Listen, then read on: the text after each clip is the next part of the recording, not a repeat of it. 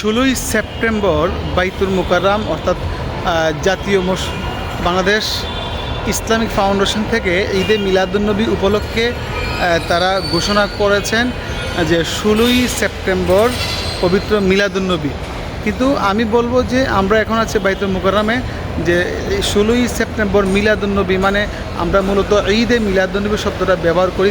তিনারা কিন্তু ঘোষণার মধ্যে ঈদে মিলাদুন্নবী শব্দটা ব্যবহার করেন নাই।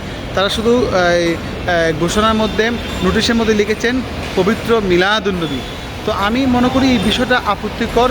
শুধু পবিত্র নবী বললে বিষয়টা কেমন লাগে? আমরা মিলাদুন্নবীকে ঈদ মনে করি।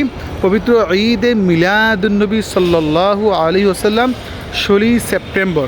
তো এখন যারা এই বিষয়টা ঘোষণার মধ্যে শুধু মিলাদুন্নবী লিখেছেন, এটা আপত্তিকর বিষয়। আমি বলবো যে এটা যেহেতু এখনও সময় আছে, আপনারা সংশোধন করে নিন, পবিত্র ঈদ শব্দটি ব্যবহার করুন। ভালো থাকেন। আমরা এই মুহূর্তে আছি বাইতুল মুকাররম।